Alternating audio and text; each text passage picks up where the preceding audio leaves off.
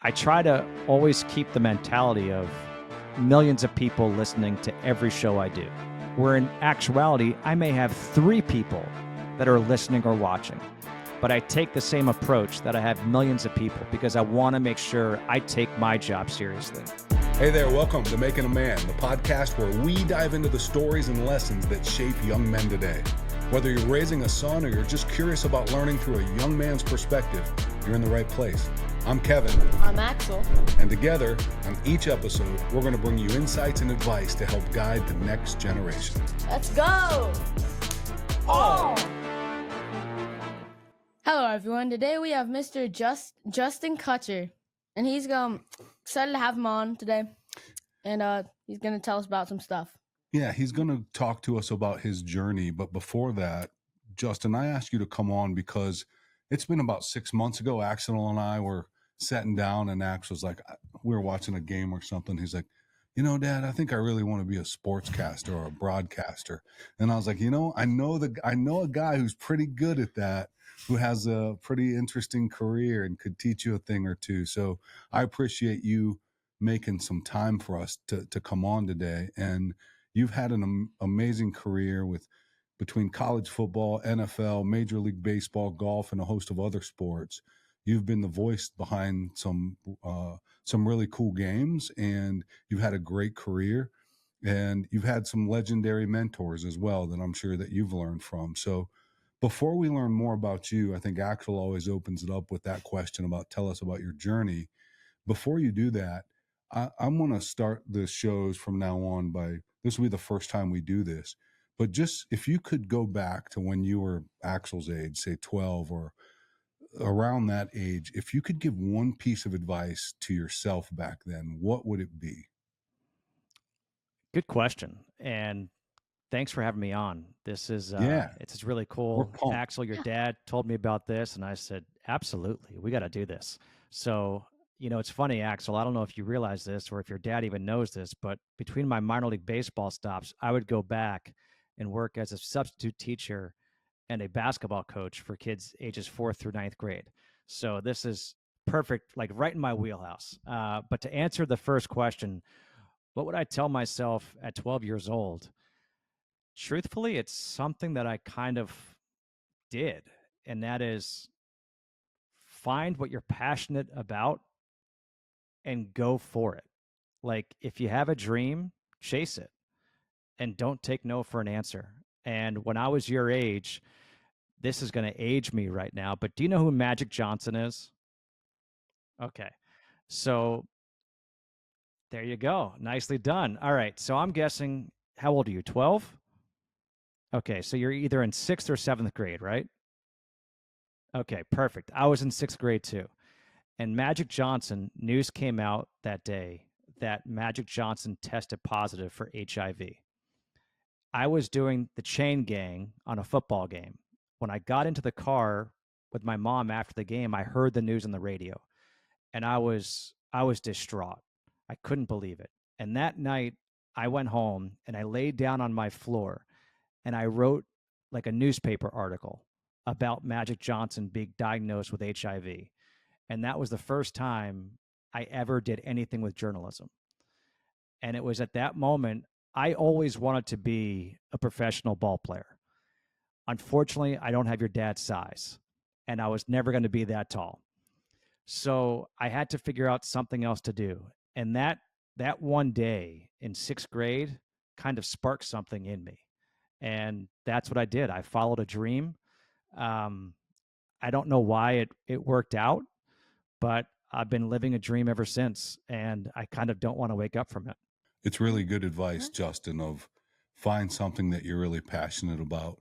Yours was sports, and it was a way for you to stay close to it throughout your whole life. Like I played football growing up, but I can't tackle someone right now or pass block someone. You know, that would be inappropriate. I'd probably get arrested.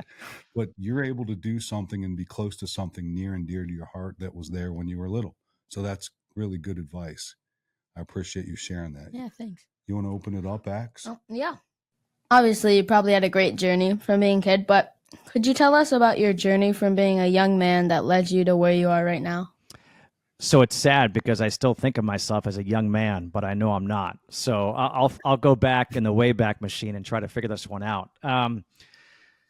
You know, Axel, I went to college to be a broadcaster, and I grew up. There's a famous broadcaster named Bob Costas, and he used to host the NBA when it was on NBC. And he was in the studio, and he'd be speaking with other like former NBA players.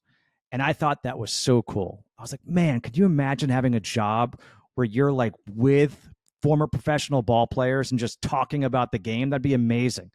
So I went to college wanting to be Bob Costas. And my freshman year at BU, I had just finished playing basketball in high school. I thought about playing in college, but like I said, I wasn't very tall, so maybe walk on. And I missed it. I missed playing. I missed being part of that team. So my freshman year, I was going to go engineer a game on the radio. And I showed up at the radio station, and the sports director said to me, hey, you have to go jump on the train because the analyst didn't show up. You have to be the analyst for tonight's game. And I was like, okay. So I went to the arena. I put on the headset, and I had done no prep as far as doing like play-by-play or being the color analyst. But as soon as they tipped the ball, I felt like I was the point guard again. And I could see every single play developing, right? So I saw them going 2-3 zone or 1-3-1 or whatever it was. And on the radio, I'm saying, you've got to move this guy up here, put this guy down here, have someone flash the high post. And I was like, oh my gosh, I'm hooked. Like, forget about being a studio host.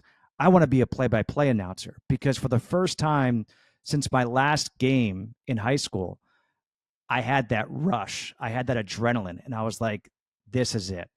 And so from that point forward, I said, this is going to be my life. Whatever I have to do to accomplish that, that's what I'm going to do.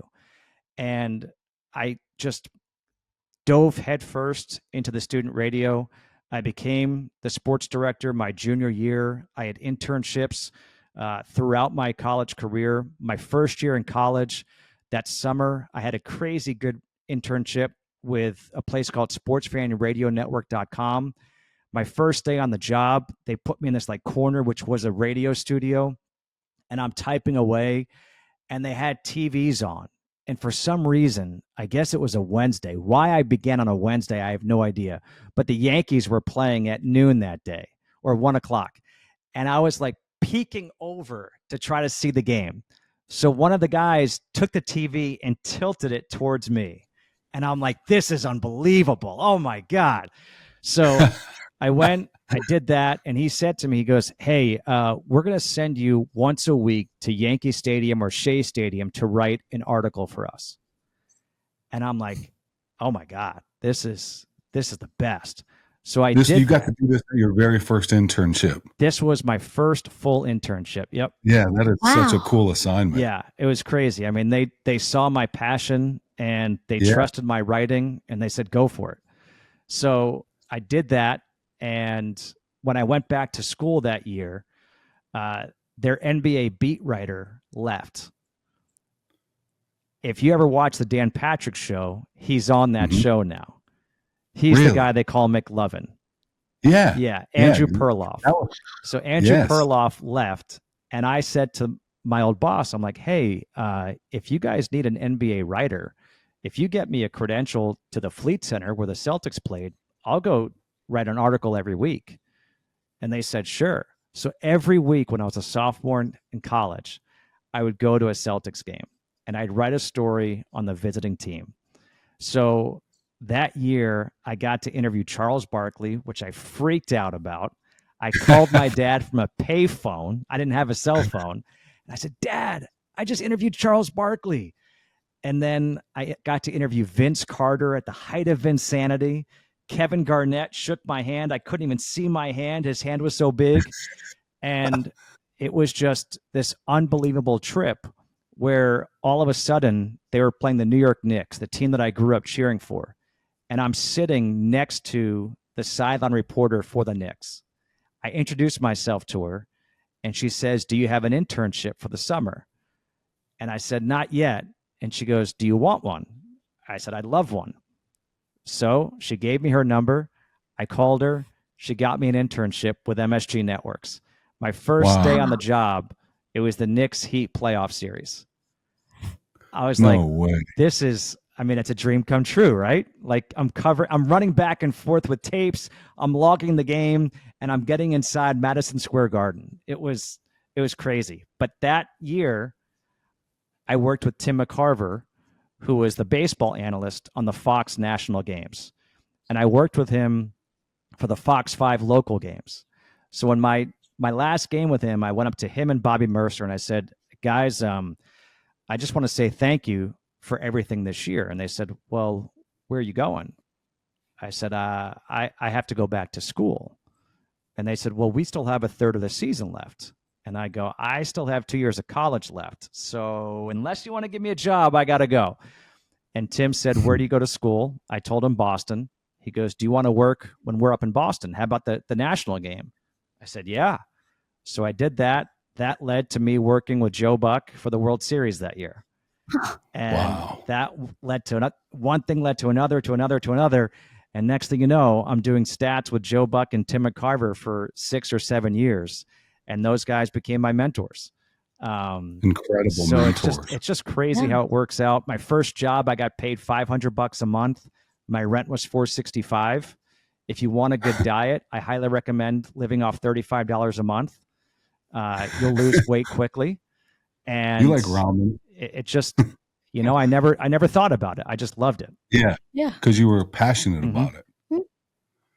Thanks for sharing that. Yeah, Axel, in that story, what I want you to get out of that is, first off, Mr. Justin knew what he wanted to do. He had a clear vision of what he wanted to do. And then he put himself in positions where opportunities would present himself. And when they did present himself, he was prepared to take advantage of them, right? Like you can't just sit around and wait for things to happen to you. Yeah. He knew exactly what he wanted to do. He went out there, put himself right in front of situations, and he wasn't scared to he probably got tons of no's. All of this is the good things that happen. Nobody's going to tell that he had to go through 100 no's before he got the yes, right? Like, and that persistence towards something that you are so passionate about and you believe in, it will eventually work out if you just hang on longer than you think is possible. You know what I mean?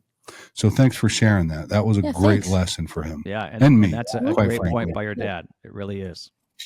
What I would ask you, Justin, is I always like to hear there's things that we're going to do in our life for the first time and you're always nervous. And I want Axel to know, like, this is hard to teach when you feel scared about something, but you know it's important you got to take the leap. You got to move forward anyway.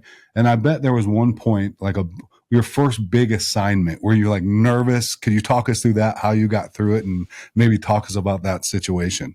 Yeah, I guess a couple of them come to mind. One was my first football game ever for ESPN. I had never, ever broadcasted football in my life. And I was doing a high school football game in Texas on a Friday night on ESPN. And I remember speaking to my mom from the hotel before I went to the stadium. And she said, do you know what you're going to say? And I said, I have no idea. But when that light goes on, I'll start talking. And that happened. And I had to trust myself that I've watched so much football in my life that almost through osmosis, it'll come. And then the other part was also at ESPN. I kept on saying, like, I just want the chance. I wanted the chance to do a big game. Like, you give me the chance, it's up to me to make the most of it. So I was doing a MAC game on a Thursday night. I think it was in like Central Michigan or Western Michigan. And I'm on the field beforehand and I'm trying to interview the coach and my phone is going off silently. And I'm like, I can't answer this right now. I'm talking with the coach. So when I finished the interview, I looked down and it's somebody from ESPN. They said, please call me ASAP. So I did. And this was on a Thursday. And this is now 45 minutes before I'm going on the air. They said, hey, you're in Michigan, right? I said, yeah. They go, can you do Michigan, Illinois, Saturday, 3:30 on ABC? Mike Patrick is sick in the hospital. And I said, yeah. I could do it. So now that's Thursday night. I call the game. I have to go back to the hotel. I have to prep for the next game, but I have to fly out at 5:00 in the morning on Friday to get to Illinois in Champaign so I can go to the coaches' meetings and then work with a crew I've never worked with before. And I had said to myself, you asked for this. You wanted the chance. Now's your chance. And I had to go there and have a good game. And I had to trust myself with the prep that I don't need a week to prepare. I just need, in these 24 hours, I'll prepare. I did, and it led to some great things.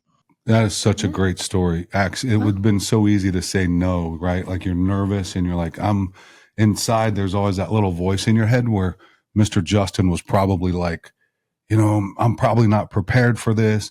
I've been focusing on this game. That's not enough time to prepare.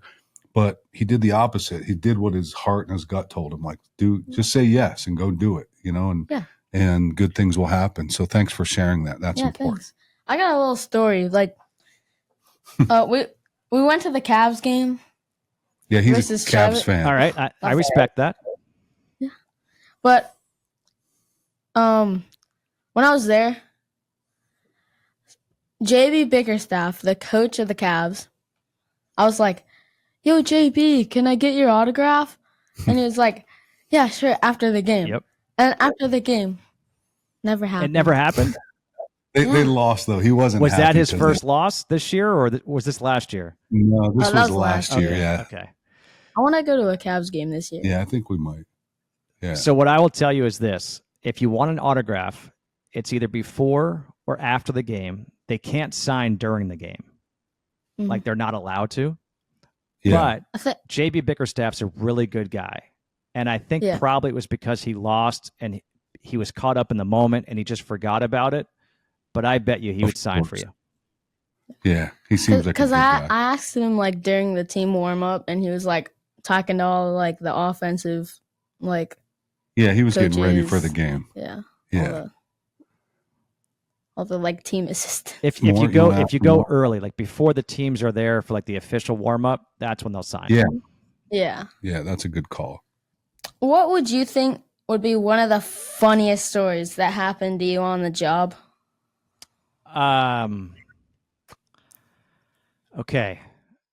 So this was, I don't know if you follow baseball at all, but there is a great pitcher named Steven Strasburg, who was the #1 overall pick by the Washington Nationals.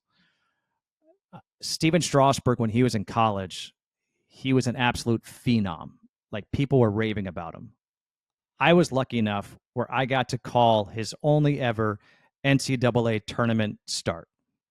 It was San Diego State against University of Virginia. And my analyst was a guy by the name of Phil Nevin. And Phil, longtime first baseman in the majors, he was the #1 overall pick when he came out of school in 1992. Nev and I had become friends. So we're calling this game. And literally 5 minutes before the first game, we're doing a doubleheader. And he's game 1 of a doubleheader. So 5 minutes before, we get the umpires' names. The first base umpire's name in game 1, his last name was spelled ASSMANN. And so I'm sitting here going, how am I supposed to say this? So I asked my producer on TalkBack, and he says, just say Asman. I was like, all right.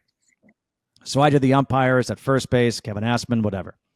Now in game 2 of the doubleheader, he's behind home plate. He's the home plate umpire. Well, there was a pitch, a 1-2 pitch that was literally like on the white of the plate, not on the black, but on the white. And he says, ball. And I go, oof, that was close. And Nev on the air says, well, partner, you just missed your chance to the umpire's last name. And I looked at him and I went in my talkback button. I said, hey, are you guys ready for umpires? They said, sure. I go, you want the umpires? Here are the umpires. Behind home plate, Kevin Asman. At first base, so-and-so. Second base, so-and-so. Third base, this guy. I go, happy? And he said, yeah, now I can say the home plate umpire has a much tighter strike zone here in game 2. Well, he says this, and we can't stop laughing.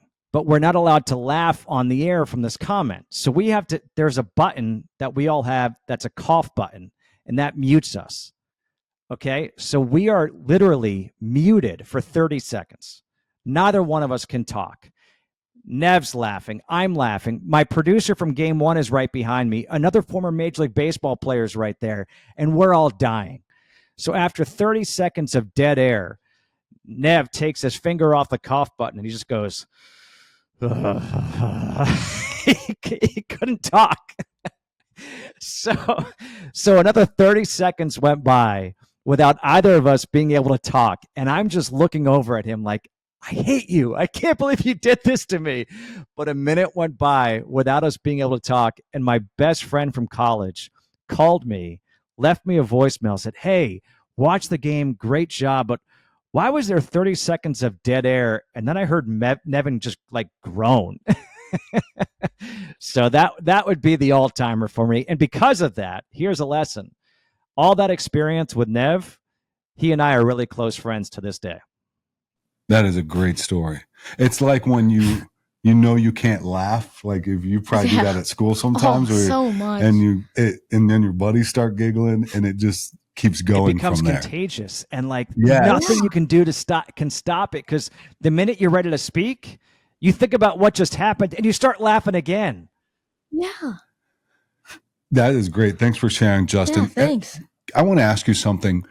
Could you share with us some of the greatest traits in some of the men that you've looked up to in your life? Like, what have you tried to model yourself off of their traits? Wow. I've never been asked that question. And you mean just men in general, not broadcasters? Yeah, just anyone that you're like, I really want to emulate that. And what is it? For me, I think one of the most important aspects is integrity and people who are true to themselves. Mm-hmm. People who treat others the right way. I see it a lot. Yeah. Really, from when you go to a restaurant, how somebody might treat a waitress or a waiter. And that can say a lot about someone. And then just kind of observing and seeing what they do when nobody else is watching. Right. Because that shows the true character of somebody. And so true. You know, I kind of pick up on that stuff, but I would say the common denominator or the common theme with all the people that I've looked up to in my life, they're honest. They treat people the right way. They don't take themselves too seriously. Yep. They know when to let loose and have fun, and they know when to buckle up and do their work. Yeah. Good. You understand, you know what integrity means, right? I'm pretty sure. Yeah. It's like basically you do what you say you're going to do. When you tell someone you're going to do it, you do it. Mm-hmm. You know what I mean? Oh, yeah. Like sticking to the promise, kind of. Yeah. Mm-hmm. Yeah, exactly. And that's a good trait. Any other questions on there that you want to ask? Maybe just one thing. Okay. One more. Fire away. What would you think would be something in your life that you're just really just straight up proud of? It's not on my wall right now, but I have a text message from my mom that she sent to me the day that I made my Major League Broadcasting debut for baseball. And I took that text message and I blew it up into a picture and I had that framed. But it basically says from her that she's so proud of me because it's not often that people get to realize a dream, and that all the hard work and determination, no matter what everybody said, I came out and I did it, and that I should be proud of myself. So I would say having that, saved from my mom, having a dream of broadcasting Major League Baseball and have it come to fruition on the same day that my mentors, Joe Buck and Tim McCarver, were broadcasting the Yankees-Tigers game to half the country. On Fox, I was broadcasting the Cardinals-Giants game to the other half of the country at the same time. And that's a really cool moment for me. Yeah, that's important. I haven't known you that long, Justin, but I'm proud of you, man. It's a great story. It really is.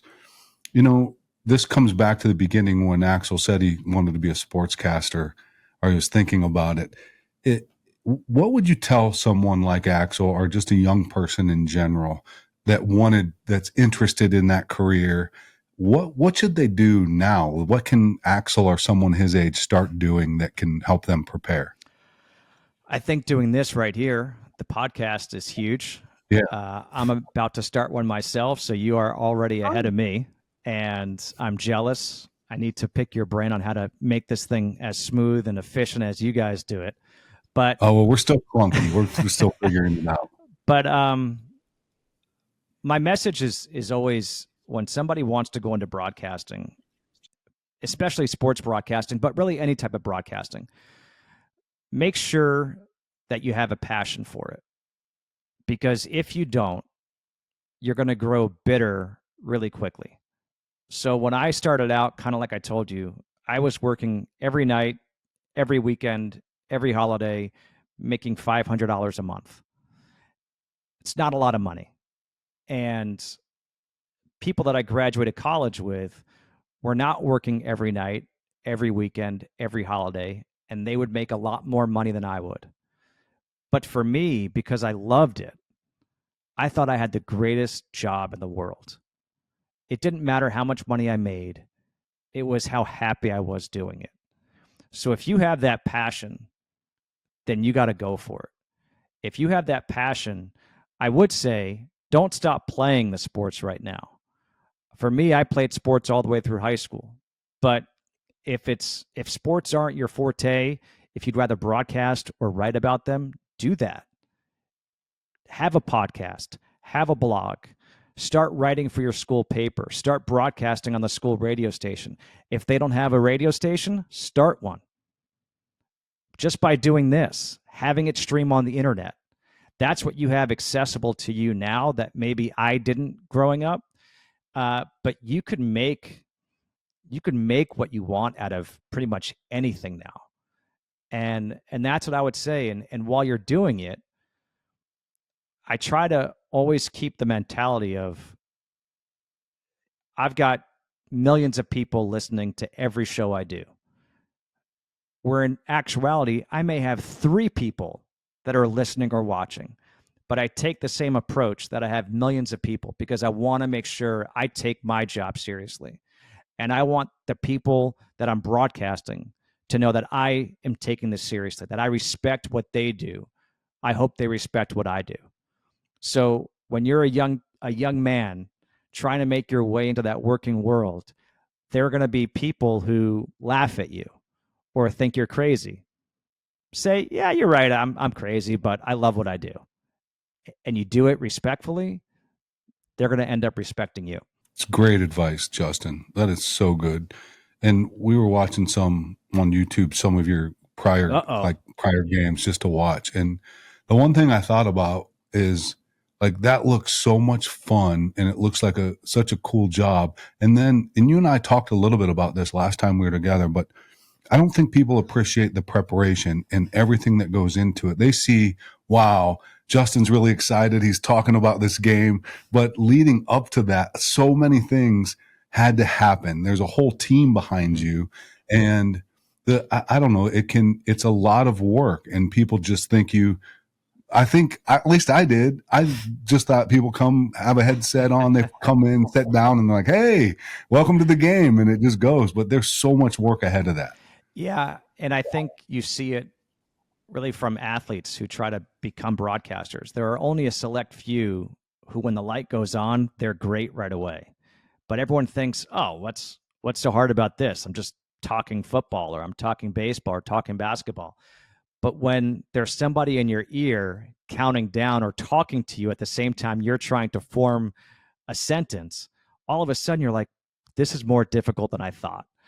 It is more difficult than you think, than what meets the eye when you're watching. But I think it's the same, Kevin, for you, like how you do your job, right? Listening to you speak about it, it just seems so fluid and natural. My dad, he was a vascular surgeon, and he would talk about, holding the heart in his hand to start pumping it again to bring someone back to life. And I'm sitting here going, oh my gosh.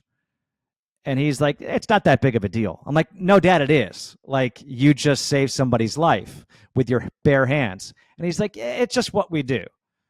And I'm not trying to say that I am anything like a surgeon. Trust me, I am not.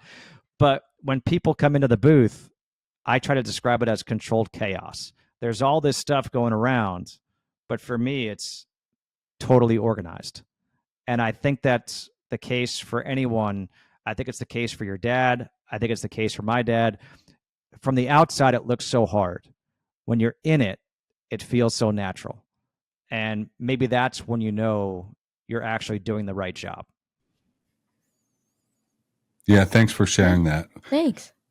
Justin, we're at the end. We so appreciate you taking time. I know there's a lot of things you could be doing right now, but sharing this time with us and your insight to help Axe and me, it was we're very grateful for that. So thank you. Well, I appreciate you guys, and Axel, just know how lucky you are.